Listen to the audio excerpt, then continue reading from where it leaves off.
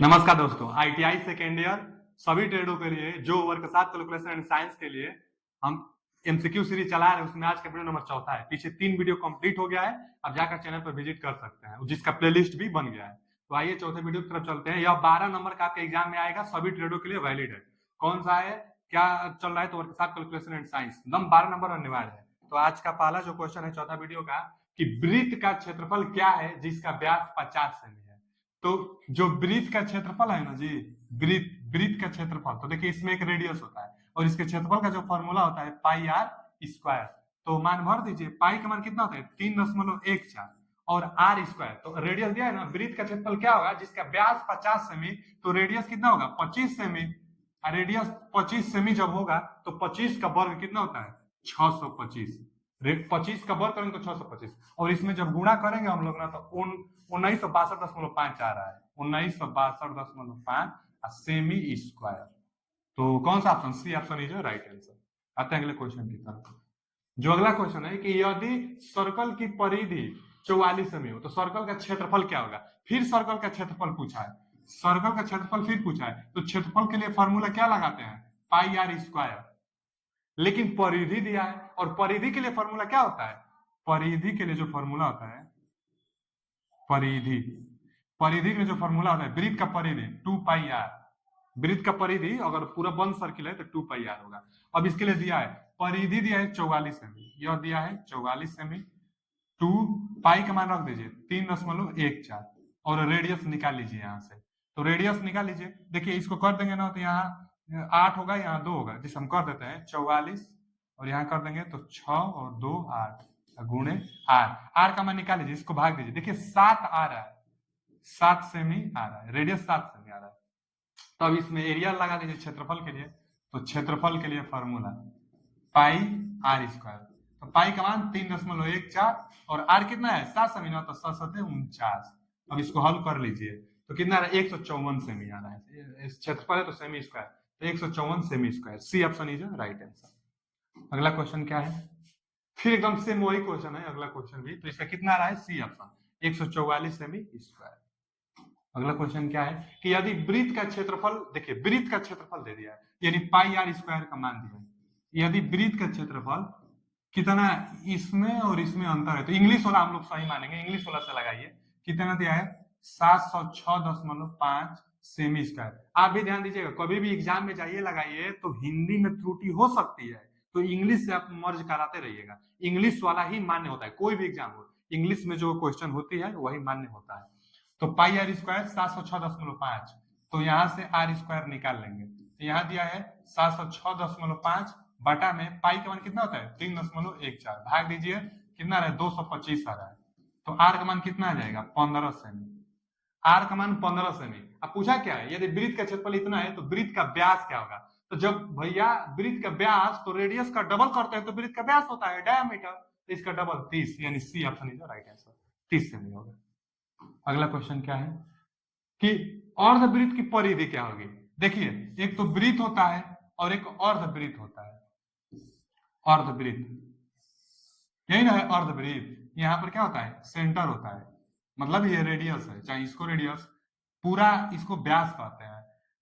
यहाँ पर भी यह क्या है रेडियस है। तो इसके लिए वृत्त का जो परिधि होगा 2 पाई आर। अर्ध परिधि के लिए बहुत लोग इसका आधावा कर कर पाई आर समझ लेते हैं कि अर्धवृत्त के लिए विकल्प भी दिया होगा। अच्छा संजोग माने कि विकल्प नहीं दिया है, तो वृत्त का परिधि 2 पाई आर, लेकिन अर्धवृत्त का परिधि कितना होता है, यहां से देखिए पूरा ये 2 पाई आर है, तो इसका आधावा करेंगे तो पाई आर तो होगा ही, 2 पाई आर है पूरा का, आधावा कर देंगे तो पाई आर आधावा का आया, इतना आया, लेकिन अभी ये भी तो है तो आर और आर यानी +2r, ये जवाब होगा। और वृत्त का परिधि pi r +2r, pi r +2r, A option is right answer. और वृत्त परिधि क्या होता है, तो किनारे किनारों पर जितना धागा लगता है घेरने के लिए वही परिधि है। तो किनारों किनारों से इतना धागा लगेगा तो ये पाई आर हो गया, और अब ये भी धागा लगेगा तो 2r के बराबर, तो इतना हो गया टोटल परिधि। इसमें धागा सिर्फ इतना ही लगेगा तो 2 पाई आर हो जाएगा, तो इसका ए ऑप्शन इज राइट आंसर। और वृत्त का परिधि ध्यान दीजिएगा। अगला क्वेश्चन क्या है, एक सेक्टर को ना हिंदी में त्रिज्य खंड कहते हैं, तो एक त्रिज्यखंड का क्षेत्रफल क्या होगा, जिसका व्यास 12 सेमी और कोण 60 अंश है। देखिए सेक्टर को त्रिज्यखंड कहते हैं, यहाँ पर सेंटर हो गया और यही दिया है 60 अंश, ये 60 अंश दिया है। अब यही सेक्टर का एरिया पूछ रहा है, इसी का एरिया हमसे पूछ रहा है। किसका एरिया पूछ रहा है, तो इसका, ये जो है ना सेक्टर बना हुआ है इसी का एरिया। तो फॉर्मूला पहले वृत्त का बताइए, वृत्त का फॉर्मूला कितना होता है, पाई आर स्क्वायर, पूरा वृत्त का फॉर्मूला पाई आर स्क्वायर। लेकिन आपको सेक्टर 60 अंश का निकालना है, तो देखिए 60 अंश का फॉर्मूला निकालना है कितना में, तो 360 अंश में, ये गुणा कर दिया जाता है। जिसे हम बता देते हैं त्रिज्यखंड का क्षेत्रफल, यानी सेक्टर एरिया निकालना होगा आपको, तो थीटा बटा में 360 गुणे पाई आर स्क्वायर, थीटा बटा में 360 गुणे पाई आर स्क्वायर त्रिज्यखंड का फॉर्मूला होता है। जितना अंश का मान निकालना रखिए, रेडियस रखिए, आपको जवाब मिल जाएगा।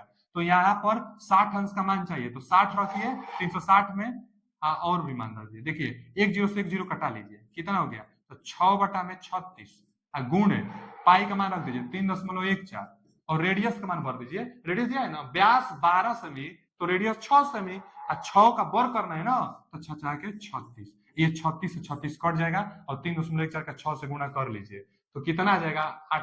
आप गुणा भी कर लीजिए, 6 18, अब दशमलव में कुछ और है तो 18 दशमलव कुछ आएगा, 6 18 दशमलव कुछ, तो 18 दशमलव कुछ इसी में ना है, तो D option is right answer.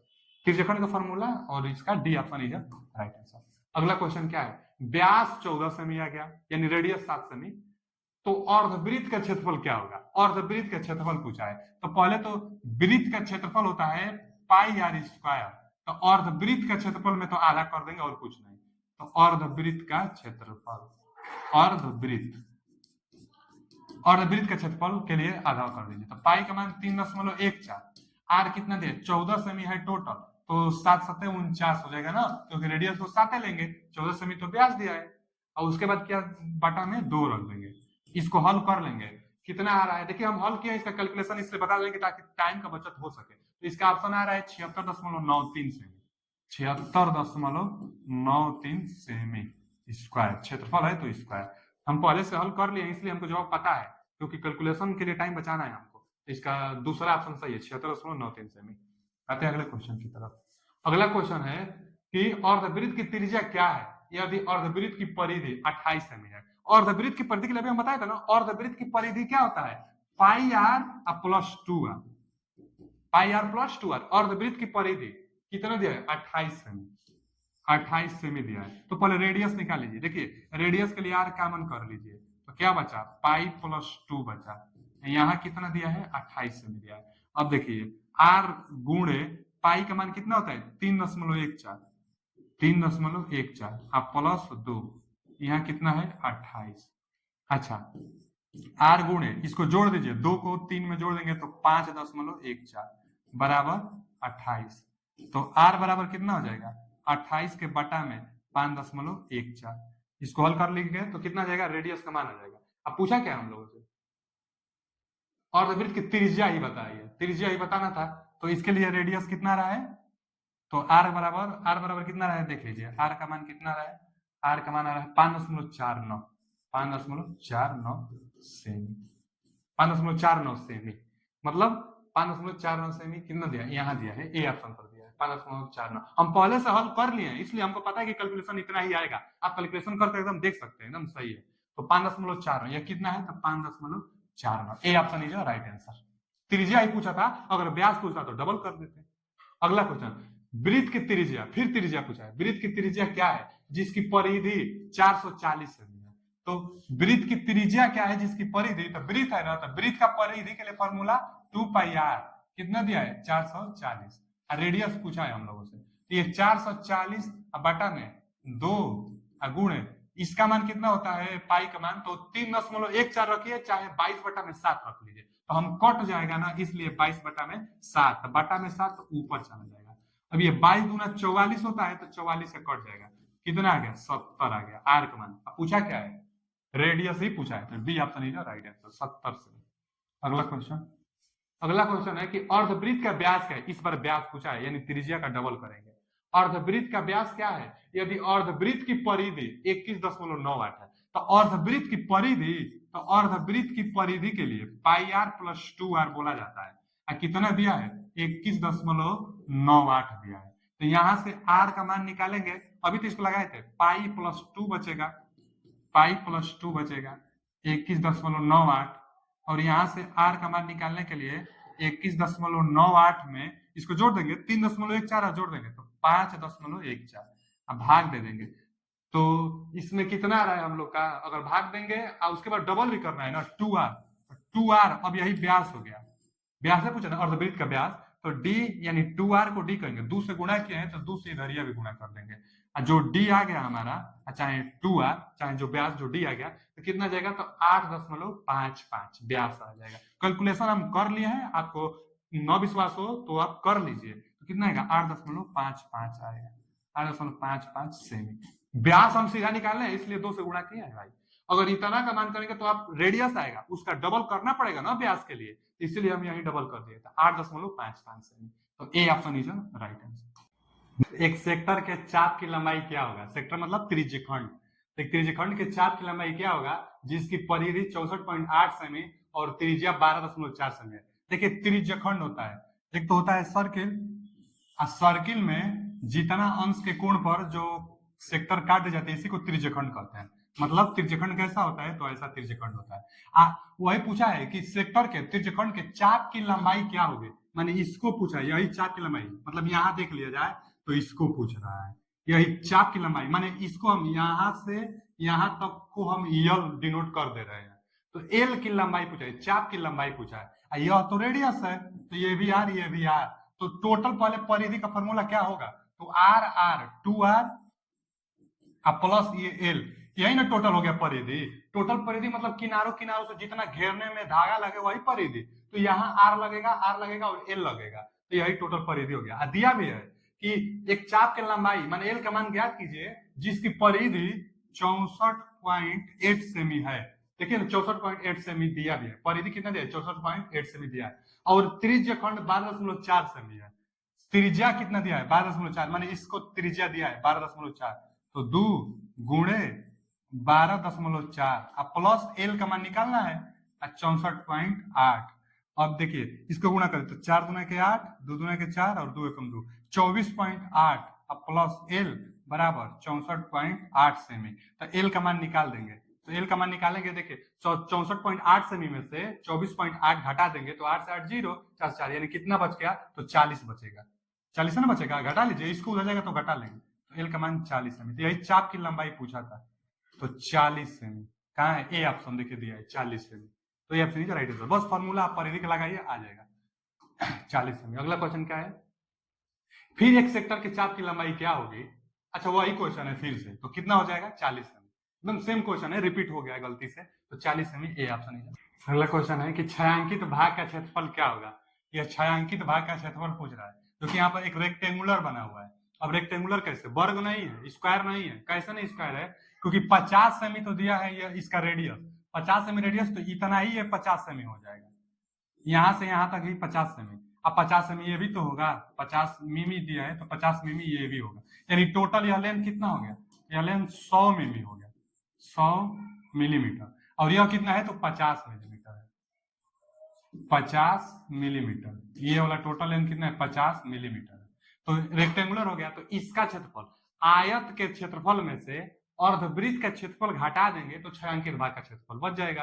तो आयत का क्षेत्रफल कितना आएगा, देखिए छायांकित भाग का क्षेत्रफल निकालना है, तो आयत का क्षेत्रफल, अब आयत का क्षेत्रफल लंबाई गुणे चौड़ाई, तो लंबाई दिया है 100 मिमी और चौड़ाई दिया है 50 मिमी, तो इसका गुणा कर लेंगे तो 5000 दिखाई दे रहा है, 2 जीरो और 1 जीरो, यानी 5000 mm स्क्वायर, 5000 mm स्क्वायर में से, अब आयत का क्षेत्रफल 5000 mm स्क्वायर, तो आयत के क्षेत्रफल 5000 mm स्क्वायर में से इस जो अर्धवृत्त है इस अर्धवृत्त का क्षेत्रफल घटा देंगे, तो घटाएंगे कितना, अर्धवृत्त का क्षेत्रफल, तो पाई आर स्क्वायर वृत्त का क्षेत्रफल, अब बटा 2 कर देंगे तो अर्धवृत्त का क्षेत्रफल हो जाएगा। अब इसको निकालने के लिए हम निकाल लेते हैं, पाई आर स्क्वायर बटा में 2, बटा में 2 करने का अर्धवृत्त का क्षेत्रफल निकाल रहे हैं, तो मान भर देंगे, पाई का मान 3.14 और आर स्क्वायर, आर का मान कितना है 50 मिमी स्क्वायर है, तो 50 मिमी स्क्वायर, तो इसका वर्ग कर देंगे तो 2500 हो जाएगा, अब बटा में 2, इसको हल कर लेंगे, इसको हल कर लेंगे तो देख रहे हैं कितना आ जा रहा है, कितना दिया है कि 2500 गुणे 3.14 आ रहा है 7,850। अब भागे 2, 7,850 अब भागे 2, भागे 2, इसका आ रहा है ना 3925, 3925 आ रहा है मिमी स्क्वायर। जो अर्धवृत्त का क्षेत्रफल आ रहा है 3925, तो यहाँ से घटा देंगे 5000 में से 3925 मिमी स्क्वायर घटा देंगे। तो देखिए ये 5000 में से ये 4000 लगभग, यानी 1125 और यानी 1075 1075 मिमी स्क्वायर बचेगा। D option 1075 mm square. तो आप देख सकते हैं वर्ग के क्षेत्रफल में से अर्धवृत्त के क्षेत्रफल घटा दीजिए, जो आएगा वही आंसर हो जाएगा। छायांकित भाग का क्षेत्रफल था, तो डी ऑप्शन राइट आंसर। अगला क्वेश्चन क्या है, फिर छायांकित भाग का क्षेत्रफल पूछ रहा है। तो छायांकित भाग का क्षेत्रफल निकालने के लिए क्या करेंगे कि यहाँ से जो बड़ा वाला रेडियस ले लेंगे, पाई r1 स्क्वायर, पाई r1 स्क्वायर, बड़े गोले का क्षेत्रफल में से, बड़े वृत्त के क्षेत्रफल में से यहाँ से ये छोटे वृत्त का क्षेत्रफल वाला घटा देंगे, यानी पाई r2 स्क्वायर। अब देखिए r1 हम बड़ा वाला लिए हैं, ये वाला रेडियस लिए हैं बड़ा वाला, तो पूरा क्षेत्रफल आ जाएगा, एकदम यहाँ तक का क्षेत्रफल आ जाएगा इससे। अब घटा देंगे पूरा क्षेत्रफल में से ये छोटा वाला रेडियस लेकर इसको घटा देंगे पाई r2 से, तो क्या बचेगा, जो ये छायांकित किया है वही बच जाएगा। तो एरिया निकालने के लिए, छायांकित भाग का एरिया निकालने के लिए पाई तो कॉमन कर लेंगे हम। अब r1 का वर्ग, r1 माने बड़ा वाला, तो बड़ा वाला व्यास दिया है, कितना दिया है, ओडी मतलब देखो तीर लगाया है ना, यहाँ से और यहाँ तक तीर लगाया है, मतलब पूरा ये व्यास दिया है। हमको चाहिए रेडियस पूरा एरिया निकालने के लिए, तो ये 32 दिया है आईडी और ये दिया है ओडी, ओडी का मान दिया है कितना 38, तो 38 है तो इसका आधा कर लेंगे हम लोग, तो 19, और 19 का वर्ग हम लोग लिख लेंगे, 19 गुणे 19 कितना रहे 361। r1 कितना ले लेंगे 19, क्योंकि ये व्यास दिया है, पूरा ये एरो लगाया है, तो 361 r1 का वर्ग माइनस r2 का वर्ग। r2 कितना है, तो ये 32 है टोटल, हम लोग को लेना है 16, 16 16 256, तो 256 r2 का वर्ग। अब इसको हल करेंगे तो पाई का मान 3.14 और गुणे 361 में से 256 घटा देंगे, 361 में से 256 घटा देंगे तो 105, 105 में गुणा कर देंगे 3.14 का, 3.14 का, 3.14 का तो 477। एक बार और कर ले रहे हैं, 105 में गुणा करना है 3.14 का, 3.14 आ रहा है 329.7, तो 329.7 B option is right answer.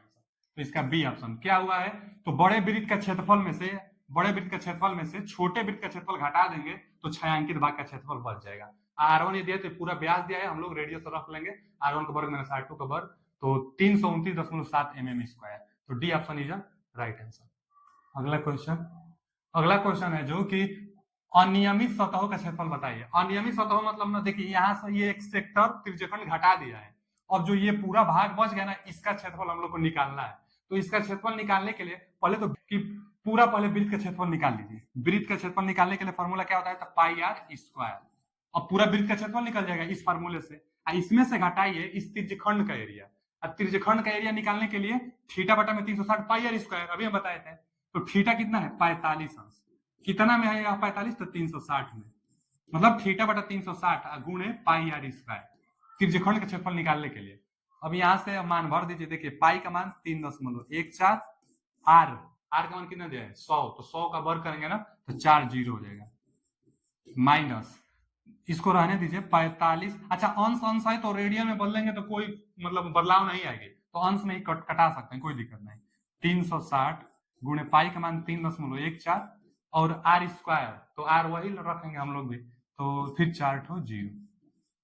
अब इसको हल करेंगे हम लोग, तो हल करेंगे तो ये 2 जीरो हटा देंगे, यानी 3 1 4 31,400 माइनस इसको हल कर लीजिए 3925 आ रहा है हल करने पर, वही बात है, हल करके देख सकते हैं, तो 3925।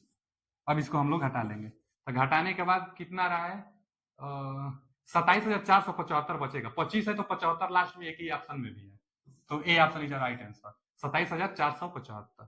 तो अभी के लिए इतना ही, मिलते हैं अगले वीडियो में, थैंक यू, धन्यवाद।